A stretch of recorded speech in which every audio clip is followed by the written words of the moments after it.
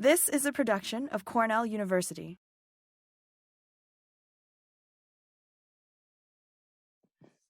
So thank you everybody for coming today to hear me talk about my thesis work. And thank you, Mike, for that thoroughly embarrassing introduction. So I wanted to start my talk today by doing the acknowledgments first, because the work I'm going to be sharing today was really not just my work, but the work of a lot of other people who collaborated with me and contributed to the research. So obviously, I'd like to thank my committee members, Mike and Adrian, for being, and Ed for being super supportive of me throughout my PhD. I'd also like to thank many of the people who contributed to the research that I'll be talking about, including Josh Strabel, Brianne Conlin, Lucas Evans, Robin Johnston, Enrico Cohen, and Jay Chang at the John Innes Center, as well as the really great people who work at the Cornell BRC, who helped with a lot of these genomic techniques that I use, as well as all the staff at Musgrave Farm and the Cornell greenhouses and growth chamber facilities who took care of my plants during my degree. And then I also want to thank all the members of the Scanlon Lab, both past and present, for being really great lab mates and always being there to have really great conversations about science and helping out in the lab. And of course, my funding sources as well. So now the personal part, the sentimental part, I guess, of the intro. So it's really no secret to many of the people here, grad school is really hard. And as Mike alluded to, there were a lot of experimental failures. I don't know how many of you are familiar with seeing a screen like this where all your sequencing reactions just fail and you don't know why. So it can be very demoralizing at times when this is happening. And here's a picture of me completely sort of over dramatic, but I basically just had to lay down on the lab couch, cover myself with a blanket and go to sleep because I just was tired of failed experiments. So yeah, grad school is really difficult, but I couldn't have done it without all these amazing people who I've known either before coming to Cornell or people that I've met here, family, friends. These people really kept me sane over the years and were super critical to the research I've done. And I've also really enjoyed getting out of Ithaca and traveling. That's also kept me sane. So I've had the opportunity to travel quite a bit, both on vacation and also for research conferences. And Mike has supported a lot of that travel for the conference research. So I'm really thankful for that. And then I also, of course, have to acknowledge Mike. This is a really great picture of Mike peering through a microscope stage. And also Mike getting the Maize Genetics Mid-Career Award. And then Mike recently in his corn mask in his office. And so I really want to acknowledge Mike for being a super supportive advisor, having faith in me that I could complete these really difficult projects, and allowing me to take a lot of having a lot of scientific freedom during my PhD, and allowing me to pursue ideas that are sometimes really stupid, but have helped me learn a lot along the way. So thank you to Mike. And also thank you to Corn, my model system for the past 5.5 years of my PhD. It can be a really difficult system to work with, but it's also been really rewarding. And as you'll see, has given us a lot of insights into developmental biology. So saying goodbye to corn for now to go work on tomatoes and tomato relatives, but maybe I will come back to corn someday. Okay, so today I'm going to basically be telling two stories. The first part of my talk is going to be on previously published data.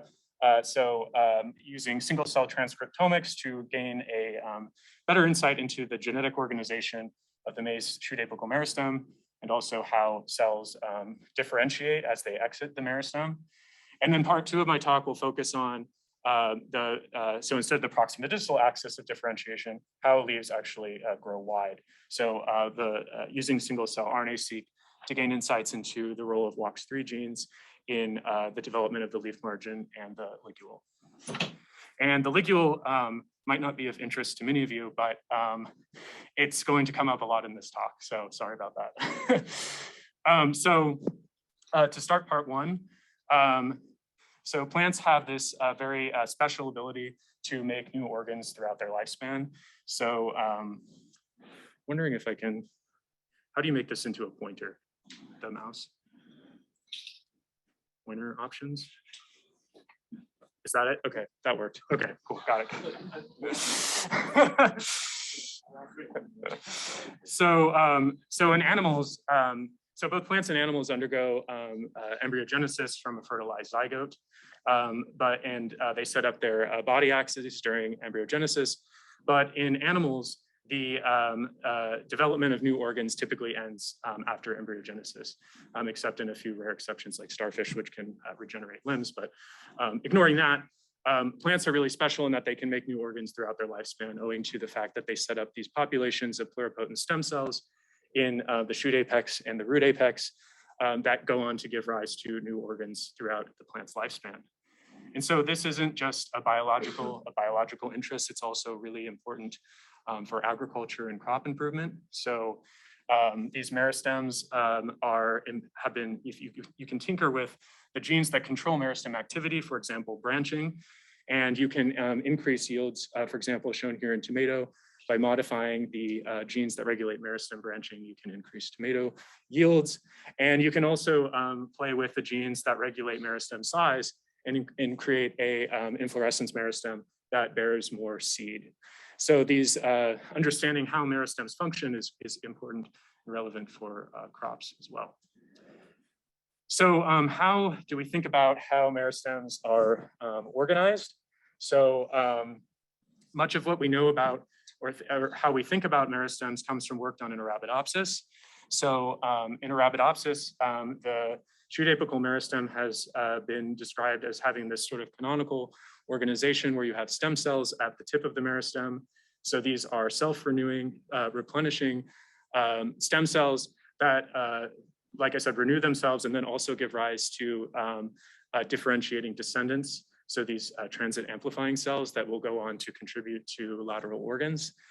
And the stem cell niche is subtended by this population of organizing cells.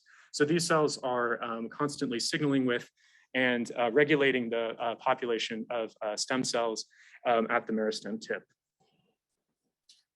So today I'll be talking about the maize shoot apical meristem. And the maize SAM is located down at the base of the vegetative seedling. So right down here close to the ground, and it's surrounded by the whorl of leaves. And on the right here is a micrograph showing a longitudinal section of the shoot apical meristem. And you can see that it has, compared to Arabidopsis, a slightly higher dome to it. But the organization is similar in the sense that you have putative stem cells up here at the tip of the SAM, and their differentiating descendants go on to contribute to the stem or culm tissue, as well as the lateral organs. So these lateral organs are then named or identified based on how recently they've initiated from the SAM. So P1 for plasticron 1, or the first initiated leaf, and then P2 for the second most recently initiated leaf here on the right. So I'll also be talking a lot today about the morphology of the maize leaf or the grass leaf.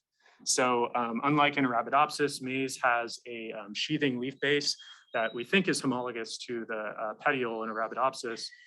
And so the sheath is a proximal structure that wraps around the stem and stabilizes the shoot. And the blade then is a distal structure that is angled away from the plant, owing to the presence of an auricle tissue down here that sort of acts as a hinge. And this auricle region and this blade sheath boundary is associated with this fringe of epidermal tissue that we call the ligule. And so you can see this here in this real image of the blade sheath boundary. So we were interested in using this single cell transcriptomic technology to better understand how the maize shoot apical meristem is organized genetically. And how similar is this, the meristem in maize with Arabidopsis? There are a lot of gaps that we don't fully understand in terms of comparing these diverged meristem types. We're also interested in how gene expression dynamics change over the course of cell differentiation. So how does a cell go from being a stem cell to being a differentiated lateral organ? And then we're also interested in how that process is regulated. So what can we learn about the genes that actually control this developmental process? So as Mike described in the intro, it turned out to be pretty difficult to isolate individual cells from the shoot apical meristem. So it's a very small tissue, so there's not a lot of it. And also the cells seem to not really like being taken out of their niche in the meristem. So I ended up harvesting these meristems in the two most recently initiated leaf primordia, and using enzymatic digestion of the cell walls to isolate individual cells. And then I labeled these cells with a viability marker to make sure we're picking healthy living protoplasts. And I then washed these cells and used a technique called cell-seq2 to generate these single cell RNA-seq libraries from this targeted tissue type. And so this is sort of what the visualization of the data looks like. So on the right here is a UMAP plot.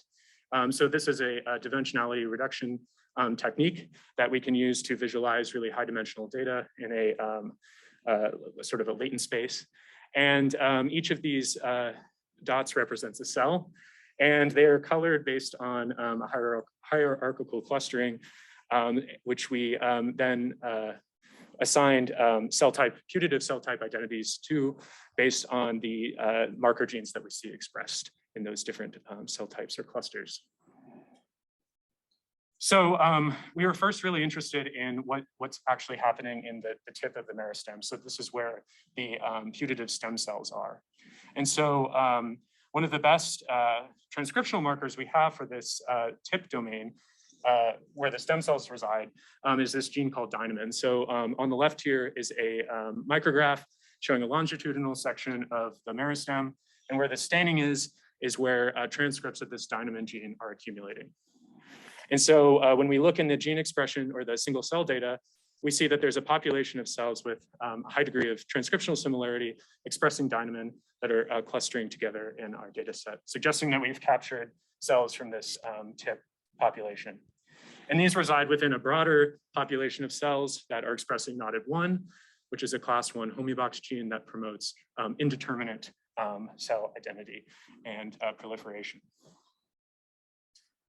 So what can we learn about what these stem cells are doing? So we can use differential gene expression to identify which genes are upregulated in these dynamin or tip cells. And what was really interesting is that we found many genes that appear to be involved in genome integrity maintenance. So DNA repair related genes were upregulated, as well as genes that are involved in the RNA-directed DNA methylation pathway, which helps silence transposable elements. It was also interesting to note that several genes that we identified have been previously associated with germ cell development, so reproductive development, which was quite surprising given that these are vegetative meristems that haven't yet transitioned to flowering.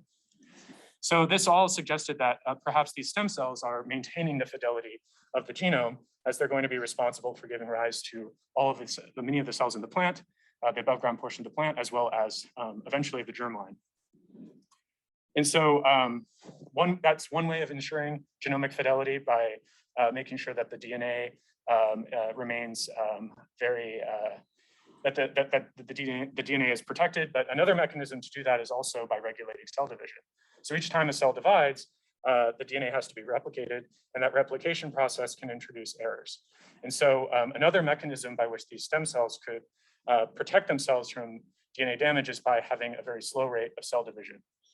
And so what we did is looked at the cell division rates in the cell cycle stages of all the cells in this data set, and we could bin them into different stages. So we have G1, S phase, and G2, M phase cells labeled here.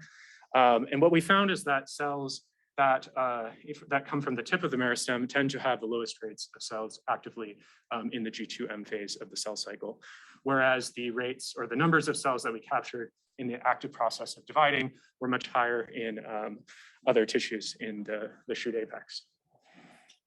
And we went in and validated this using in situ hybridization. So we looked at some of these markers of the cell cycle, such as this histone H3 gene for the S phase and cyclin 1 for G2M phase. And what we found when we binned the meristem in the apical to basal direction is that the proportion of cells actively cycling is lowest at the tip of the meristem, consistent with what we're seeing in the single cell RNA-seq data.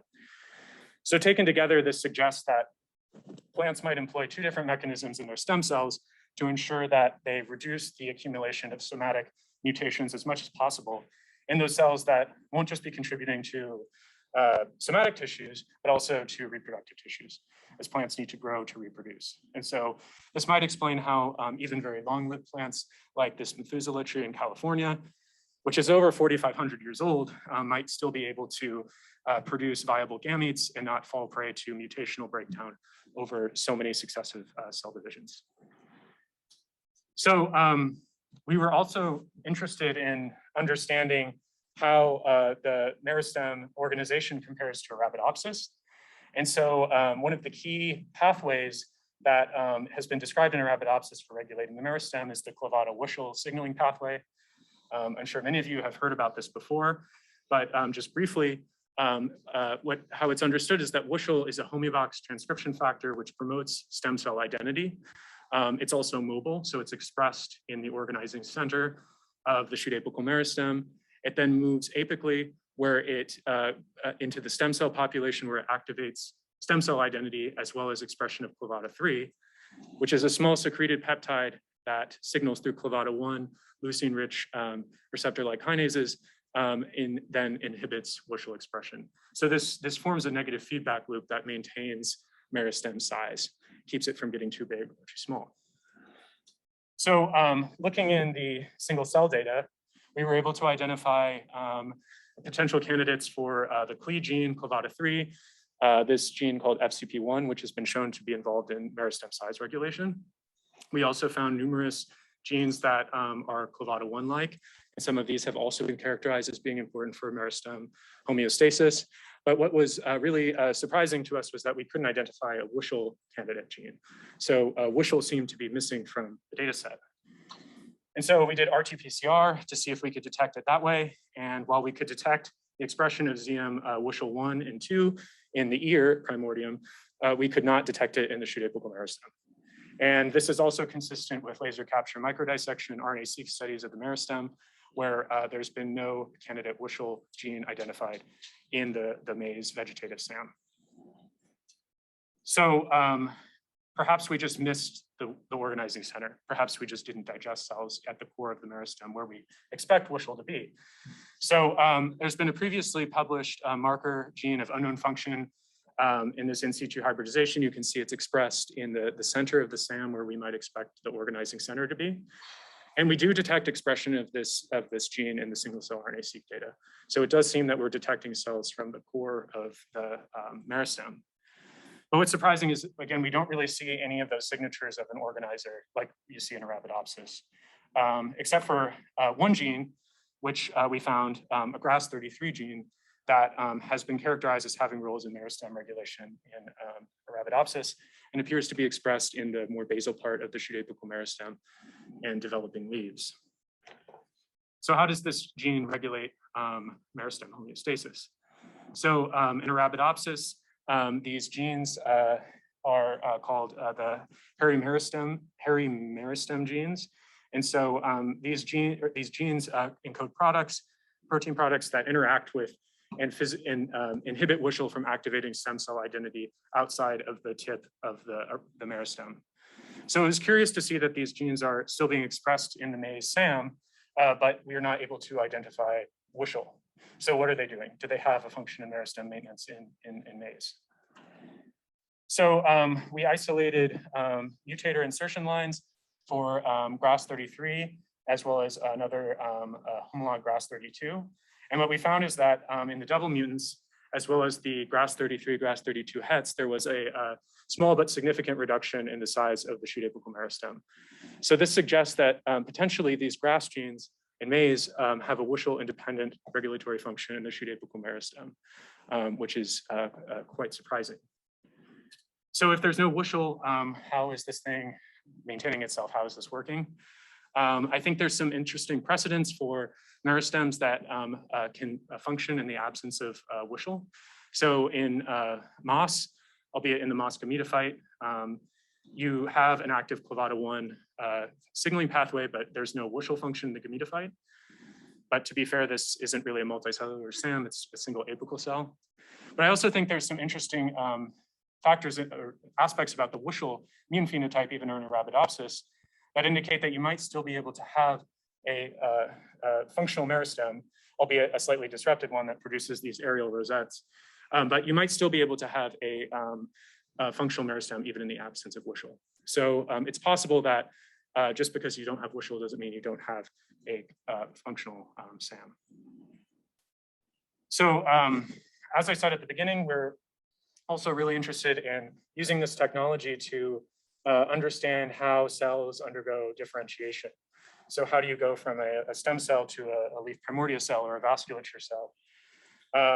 And so by taking these single cell transcriptome profiles, we're able to basically capture a static snapshot of cells at differing stages of cell differentiation. So basically what you can do here is fit a graph to the latent space of these cells, and then assign each cell a pseudotime value, which is sort of an abstract concept of developmental time to each cell based on its position along this trajectory. And so we can follow this trajectory from the stem cells out to the leaf primordia and the epidermis and vasculature. And so we can follow the expression of genes along this trajectory. So for example, knotted 1, the meristem identity and indeterminacy regulator, you see that early in pseudotime, its expression is high, and as pseudotime progresses, its expression drops as cells undergo differentiation. So we're able to basically take this data and identify genes that show expression correlations with this pseudotime progression. And so we can find different modules of genes that are regulated at different times in the trajectory. So you have cells that are, genes that are upregulated in the tip, shutting off, and you can follow these cells as they move along these branches in the trajectory. And we've looked at some of these within situ hybridization to figure out where these genes are coming on. So genes that appear to be involved in or coming up in lateral organs seem to be expressed there. Genes involved in the epidermis seems to be coming up at the epidermal margins of the leaves, and also genes that appear early in the trajectory are coming up in the meristem. So this first data set, this SAM plus P2 data set, as we're calling it, was a pretty small cell sample. We only captured like 320 something cells. So we also wanted to sort of validate the results of that with a larger cell subset. So we took tissue from the shoot apical meristem and the 6 most recently initiated leaf primordia, and used microfluidic droplet capture using the 10x Genomics Chromium platform to survey a much larger population of cells from the shoot apex. And so we weren't able to identify cells from the meristem in this cell population, hence the necessity of manually picking cells, which was really quite tedious. But the good news was that we were able to actually identify a similar developmental transition of cells in this data set. So we could follow ground tissue cells as they go from an indeterminate cell fate through boundary regions and then on into a more determinate cell identities in the leaves. And so we can look at the expression of genes that mark this pathway. So going from cells expressing knotted 1 through cells expressing COC2 in the boundaries, and then on to YABI15 determinacy marker in the leaves. Okay, so we've now observed all these patterns of gene expression. What can we learn about how this process of cell differentiation is actually regulated?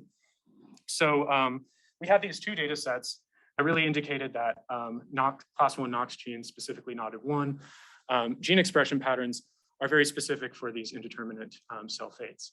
And we've also learned through several decades of research into Class I KNOX gene function that these are really important regulators of growth and indeterminacy, as well as being important for meristem regulation. And a lot of really nice work has come out of studying dominant mutations in these Class I KNOX genes.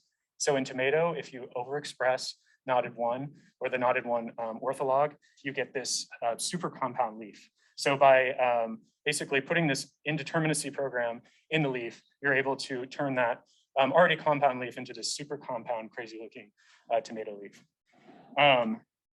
In maize, the phenotype is a bit different when you overexpress knotted one in leaves. You don't get a super compound leaf, but rather you get these proliferative knots of tissue out in the blade, hence the name of the phenotype knotted one.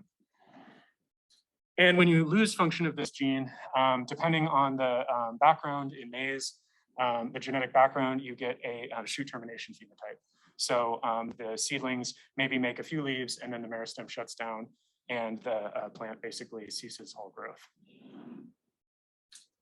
So we were interested to understand exactly what knotted is doing when it's ectopically expressed in differentiating leaf cells. Is it slowing down development? What's its function there? Are we getting ectopic meristems in the leaves? How is this working? And so we took cells from wild type siblings and knotted 1O dominant mutants. So these are overexpressing knotted in leaves. And we performed single cell RNA-seq and we're able to generate a trajectory of cells, again, stretching across that indeterminate to determinate identity transition. And we found that indeed in knotted one overexpressing plants, you get higher levels of expression of knotted one in the differentiating leaf cells. And so we get transcripts there, but is this protein actually functioning there? And so it's been known through ChIP-seq studies that knotted one directly binds and modulates the activity of GA2 oxidase gene, which is involved in GA catabolism. And so we see that in these knotted one plants, we're getting upregulation of this direct target as well in the leaves, suggesting that the knotted protein is actually modulating gene expression in these cells. So what's happening with pseudotime? What's the effect of knotted one on cell differentiation? And this was a really big surprise to us. I hypothesized that knotted one would basically slow down cell differentiation by introducing an indeterminate cell identity in leaves. What we actually found is that knotted one slightly increases the pseudotime status of the cells from the knotted one mutant. So this was kind of a head scratcher for a bit. And we were talking quite a lot. Oh, wrong slide. So we found that knotted one cells are actually expressing genes that we associate more with determinacy than indeterminacy. So we specifically looked in cells where GA2OX1 expression is upregulated, so suggesting that knotted one protein is active. And what we found is that those cells are expressing higher levels of knotted one, but also determinacy markers like drooping leaf 1 and YABI15. So both of these are YABI genes that we know are expressed in leaves. And likewise, we see that there's several of these LSH light-sensitive hypocaudal genes that we also know are expressed in the bases of leaves.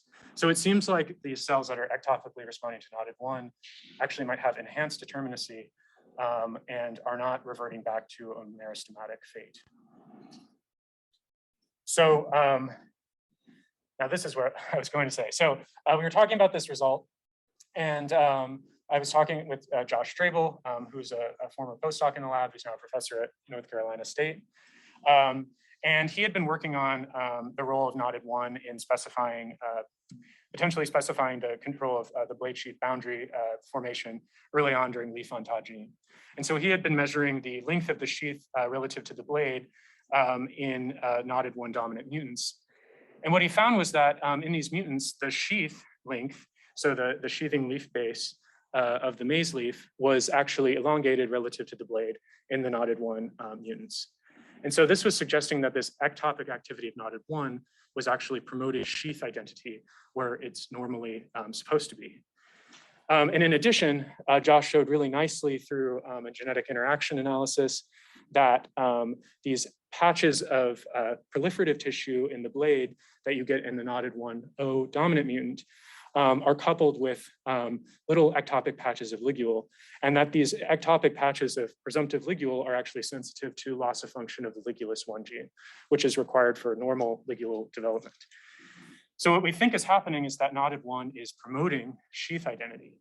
And so it might have a role in actually promoting cell differentiation via this mechanism of promoting sheath identity. And so how might this work and sort of sync up with the single cell RNA-seq results? So during the ontogeny or the development of the maize leaf, what emerges first in wild type development is the blade. And as development progresses, you get elongation of the leaf, and then you start to get initiation of sheath at the leaf base. And so what we think is happening in knotted one is that you're either getting potentially earlier initiation of sheath, but certainly at later stages, there's more sheath present, and you also have these ectopic patches of sheath identity. So we think that knotted one is actually involved in advancing the ontogeny of leaf development through its impact in promoting sheath cell fate. So in a wild type plant, how might knotted one actually promote sheath development? It's not, the messenger RNA does not accumulate in leaves, but it seems like the protein might.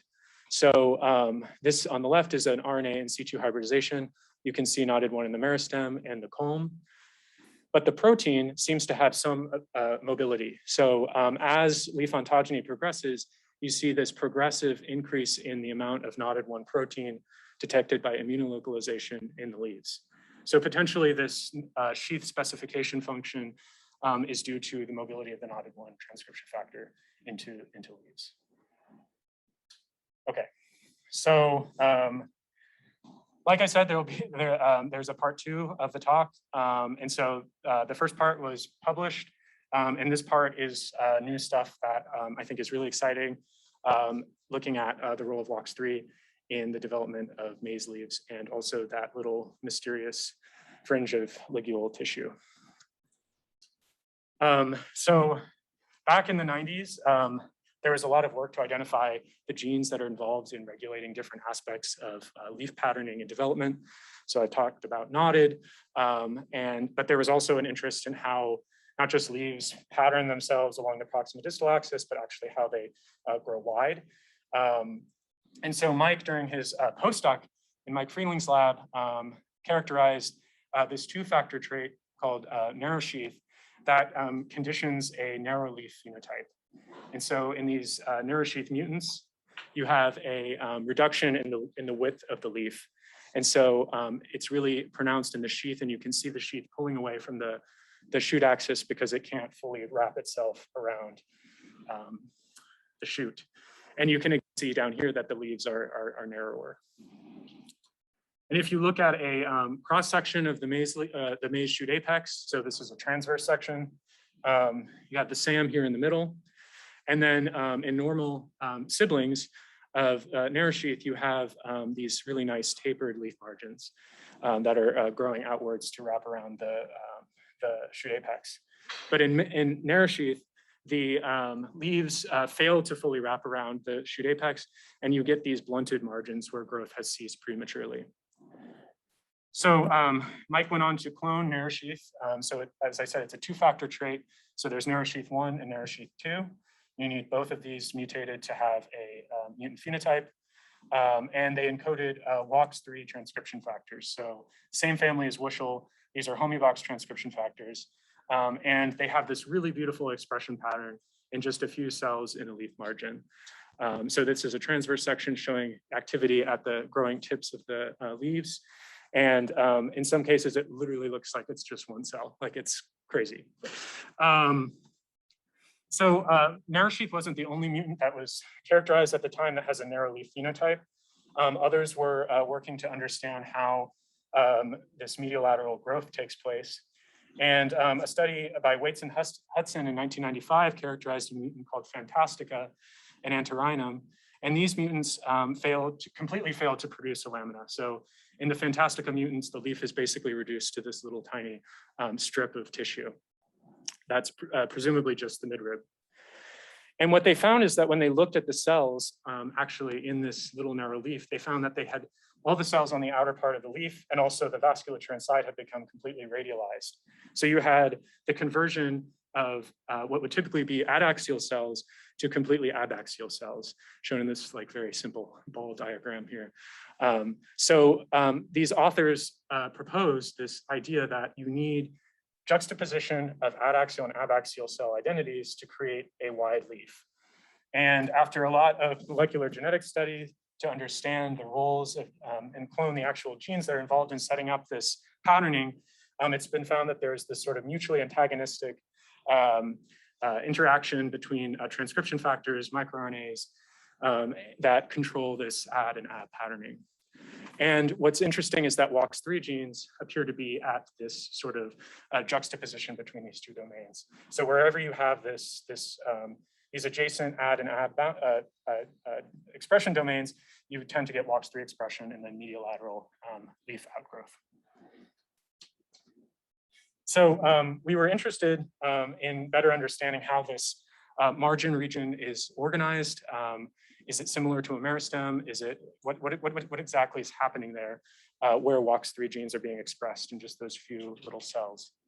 So we sampled tissue from the SAM plus P6 sort of tissue cassette again, and we isolated protoplasts from that tissue from both the normal siblings and the narrow sheath mutants. Performed a single cell RNA-seq using the 10x Chromium platform, and we captured about 17,000 cells in 2 replicates. And so we can, again, use dimensionality reduction to look at this data, and we can assign cell types to the different cell populations based on the genes they're expressing. And so we did identify what is the putative WOX3 expression domain. So a small population of the epidermis appears to be where this margin patterning program is active. And so again, this is just showing we can find these WOX3 genes in this subpopulation of the epidermis. So we have epidermal markers like OCL4 and LTP2 that really light up these epidermal clusters. And what we see is that narrow sheath 1 and 2 are being expressed in just a few cells in that population. And I should also mention that there are 2 duplicate paralogs of narrow sheath 1 and 2, WOX3A and WOX3B, and they also appear to be co-expressed there. So like I said, we're interested in transcriptionally characterizing the signatures of this margin domain. And we can do that by looking at the differentially expressed genes that are specifically mark the margins in the plant that are in these cells that are expressing these WOX3 genes. And we can use in situ hybridization to look at their localization. And so this is just a subset of markers that we identified, and you can see that they are expressed to varying degrees in the leaf margins. So now that we have all this data, this characterization of the margin, what's happening in narrow sheath? We would assume that narrow sheath's role is to maintain this marginal organizer, this marginal transcriptional state. And so we looked at the cells in compared cells between the mutants and the normal siblings, and looked to see which transcriptional states are most likely to be perturbed. And so you can see that looking at this UMAP plot, there are many of these cells that are called as being depleted. So these are transcriptional states that you would expect to see less likely in the narrow sheath mutant. So we see a lot of these depleted cell states, and that's consistent with what we know about the narrow sheath phenotype. It sort of deletes a portion of the leaf. So we see both epidermal and ground tissue mesophyll cells kind of going missing or being less likely to be found in the narrow sheath mutant. But when we looked at the actual cells in the WOX3 domain, we only found a very modest reduction or depletion of these marginal cells in narrow sheath. And so this was really confusing because narrow sheath presumably has a marginal program that's been shut off prematurely, but we're only seeing this very small effect on the margin identity cell type. So we were scratching our heads at this, and it really took going into that gene list to figure out what might be going on here. So in this list of differentially expressed genes, we found this gene called ligulus-1, which I was mentioning a little bit earlier. And ligulus-1 is expressed specifically in the developing ligules, but it hasn't been characterized or seen ever before in leaf margins. There's no support for it really being there. And indeed, when we look at its expression UMAP plot, we see a few cells expressing ligulus-1 in that margin population, as well as some other places like the mesophyll here. And so this was really surprising to us and got us thinking that perhaps the marginal cells that we've identified here aren't just coming from the leaf margins, but also might be coming from a margin that's present in the ligule. So the ligule might be using the same genetic program as the margin to develop and grow out. And so we compared the overall transcriptomes of cells coming from the leaf margin in this single cell study with previously published laser capture RNA-seq data sets from the leaf margin, as well as the ligule epidermis. And what we found is that there's a highly significant overlap in the genes differentially expressed in all three of these data sets, suggesting that perhaps both the ligule, the developing ligule, and the developing margin are using the same molecular program to grow. So this could in part explain why in narrow-sheath plants, which still retain a normal ligule, we're still seeing a lot of cells with this margin cell type identity. But there's another possibility too, and that was that we have these two duplicate paralogs of narrow-sheath 1 and 2 in maize. So we have WOX3A and WOX3B. So could these also be helping to retain some level of margin identity in these plants? And so Brianne Conlon, who was a former lab tech in the lab, who's now gone on to work at Inari, was working with Iowa State to generate these CRISPR-Cas9 knockouts of both WOX3A and WOX3B in maize. And so she generated alleles that result in frameshift mutations that scramble the peptide sequence and introduce a premature stop codon. So these are putative null alleles that she generated. And she started by making WOX3A, WOX3B double mutants to see if perhaps these have any phenotype on their own, and it turns out they don't, which was quite surprising and a little scary and disappointing, I think. But what she then did is she set up a process to make quadruple mutants between narrow-sheath 1 and narrow-sheath 2, WOX3A and WOX3B. So looking for a 1 in 256 expected segregation ratio for maybe a more extreme phenotype. And so these have just recently been planted out, and Lucas Evans has been helping with the genotyping of these plants. And what we found is that these plants, this really extreme narrow leaf phenotype and this really disorganized shoot phenotype appears to actually segregate at a ratio we would expect for a 3-factor trait. So these plants have really, really narrow leaves, and they make really disorganized shoots. And you can see here, these are narrow-sheath 1,2 WOX3A triple mutants. And this is a narrow-sheath 1,2 WOX3AB quad mutant. And they don't really look that different. So we think that WOX3B might be dispensable for this really severe phenotype, whereas WOX3A, narrow-sheath 1 and narrow-sheath 2 likely have some level of genetic redundancy with each other. So we've really perturbed the margins of the leaves. What about the ligule, which we think also might be a margin or have a marginal developmental program? So we looked at the ligules in these mutants. So on the left is a normal seedling leaf, and you can see it has a nice blade sheath boundary with the ligule forming here. Narrow-sheath 1 and 2 mutants, you've lost the sheathing margin of the leaf, but you still have more or less normal ligule. But what we see in these higher order WOX3 mutants is that the ligule is very severely perturbed. Sometimes you have only a partial ligule forming. Other times it seems to be displaced proximodistally. And other times it's it forms a full ligule, but it's not especially long. So we think that these WOX3 mutants are also affecting the development of the ligule, consistent with what we see molecularly. And some of these plants even don't appear to produce a blade sheath boundary at all. So there doesn't appear to be any blade sheath boundary. There's no ligule or auricle. And they just look like kind of spaghetti noodles. So as I was talking about earlier, we have to come back to this idea of what's upstream of WOX3, what's regulating it and controlling its expression. So as I said, you have in this model proposed by Waits and Hudson, you have WOX3 function downstream of these juxtaposed domains of adaxial and abaxial cell identity. And so we next wondered, okay, so WOX3 appears to be functioning in the developing ligule. Is there an ad-ab polarity in that developing ligule tissue? So we used in situ hybridization to look for canonical markers of adaxial an abaxial cell identity, as well as WOX3 expression. So we were able to detect a little expression of ARF3 in the developing ligule. And this is an abaxial marker, so you can see it marks the abaxial side of these initiating leaves. And this gene has been characterized in Arabidopsis to be important for abaxial cell identity. We also can detect narrow sheath 1 and 2 expression in the developing ligule.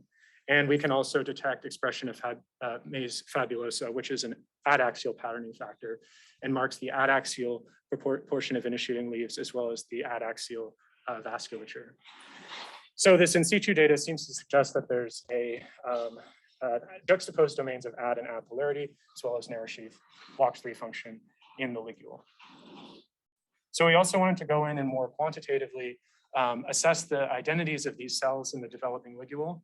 And so I took advantage of some data published by Maya Timmermans, who sampled using laser capture microdissection RNA-seq the adaxial and abaxial sides of the P2 leaf primordium. And so I used this technique called the index of cell identity, developed by Donna Ferroni, to basically get a quantitative readout of cell identity, either ad, ab, or mixed identity, based on the marker genes from this RNA-seq data that were present in these cells. And so we can use this to basically assign cells a putative identity as either ad, ab, or mixed. And we can look at all cells in the data set here at their breakdown of sort of their polarity identity. What's intriguing is that cells in the WOX3 domain seem to have a majority adaxial identity or mixed identity. But most importantly, these cells that are expressing ligulus 1, so coming from that developing ligule, appear to have both ad and ab identity, as well as this sort of mixed identity, suggesting that this single cell data is sort of recapitulating what we saw with the in situs, that the ligule has these juxtaposed ad and ab domains. So could these ad and ab domains in the context of the ligule actually be sufficient to help it grow out and define that blade sheath boundary? So Enrico Cohen and his student Jay Cheng have been developing finite element models to study leaf morphogenesis in both dicots and or monocots. So they've just, they're about a study they've done on the maize leaf compared to the Arabidopsis leaf is about to come out in Science. And so they've been developing these models to better understand how growth is regulated and forms these differences in leaf morphology. And so they had been trying to model the blade sheath boundary for a while. And they generated this, they made this finite element model to do that. And so basically they have this is basically the starting state of the model. And they've assigned different portions of this tissue, different regionalizations. So you have blade tissue more distally, auricle tissue adjacent to the ligule in red, and then sheathing tissue at the base. And this is just a cross-sectional view of the leaf and the identity states. And there's also this boundary region, so this growth repression zone, just distal to the ligule that they've included. And so these domains tell the model how fast or what the growth rate is of each of these domains. And then they've also specified using polarity fields, which direction the growth will occur in. So they have a proximate distal growth field, so orienting growth distally. And then also this field gets reoriented around the developing ligule. And then in this orthoplanar polarity field, they've included these adaxial and abaxial fields that they use basically to pattern the margin of the maize leaf in their full leaf model. And so the question was then, okay, is this sufficient to create a elaborated ligule? And so, is this going to play? Okay. That's not working, right? Okay, so basically, the model they generated does successfully produce a ligule. So you start out with the starting state of the model. And then as development progresses, they've included basically a gradient of growth in the auricle to get it to basically grow out like a hinge. So the cells grow at the margin are growing faster than cells at the midrib. And then as this progresses, you get this outgrowth of the ligule and this hinge-like structure of the blade sheath boundary. So this all makes us think that perhaps what's happening in the ligule is very similar to what's happening in an initiating leaf primordia, with juxtaposed domains of adaxial and abaxial identity, betwixt which there's WOX3 expression at the growing tip. So what is the ligule? And I think I kind of think that it might be a leaflet. There's been a lot of work done in Arabidopsis and a close relative Cardamine hirsuta by Miltos Zientis, studying what genes or factors are necessary to make a compound leaf with leaflets. And so it turns out you just need auxin at these marginal protrusions, CUC2 expression in the sinuses, and then to get in Arabidopsis is sufficient to make little leaf serrations. But then when you introduce the function of these Class I KNOX genes, which are coming up again, RCO and STM, you're able to make this these leaves with deep sinuses that go on to produce leaflets. And so do we see similar molecular genetic signatures in maize? So at the ligule. So previous work has shown that PIN1 GFP accumulates, the protein accumulates in cells at the preligulal band. So we have this polar auxin transport that's presumably allowing auxin to accumulate where the ligule will develop. We see expression of Class I KNOX genes. So this gene ligulus3 appears to accumulate where the ligule is emerging. And then we also have boundary gene function based on expression of the ortholog of CUC and maize. And now what I've shown you today, we seem to also have WOX3 function as well as AD and AB polarity at the developing ligule. So my big hypothesis or idea for all of this is that maybe the maize leaf has some degree of compoundness, and we're seeing that expressed in the developing ligule. It's pretty, yeah, maybe a little controversial, but I think that the ligule is using the leaflet program to develop. Okay, so thank you everybody for coming today, and I will be happy to answer your questions. Yeah, Vijaya. Hi, Jack. Nice talk. So I have a question in the second part. So do you see cellular phenotypic changes between AD and AB in the ligule? Like, yeah, that's a great question.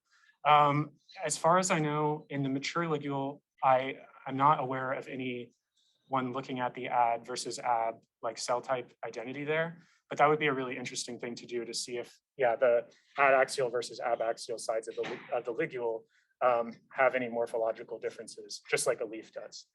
Yeah. Yeah, Josh. So you spoke to the similarity between the ligule and the leaf programs. Mm-hmm. If you look at the genes that are differentially expressed, do they tell you anything about the function of the ligule?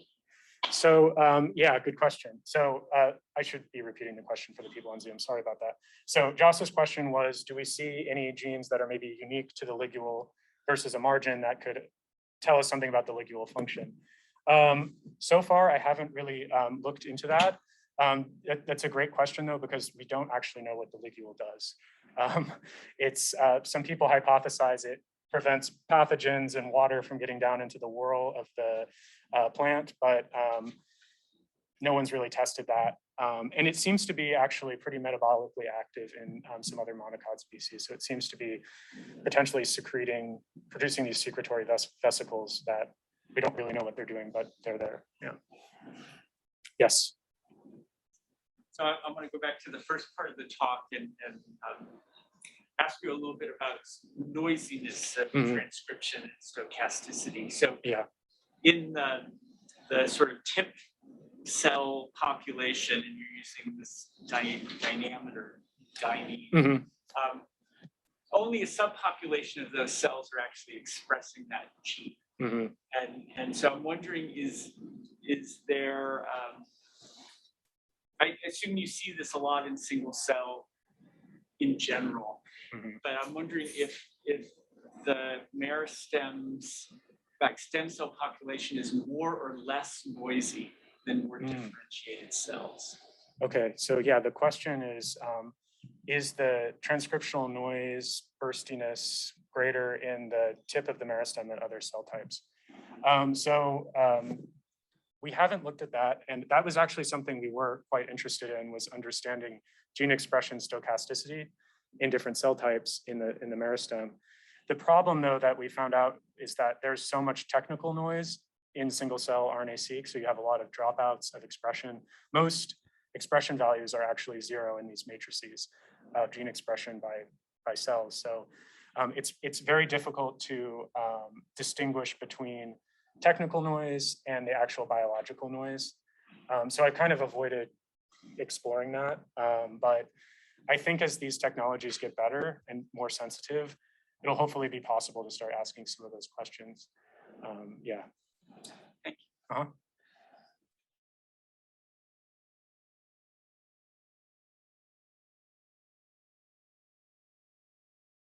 This has been a production of Cornell University, on the web at cornell.edu.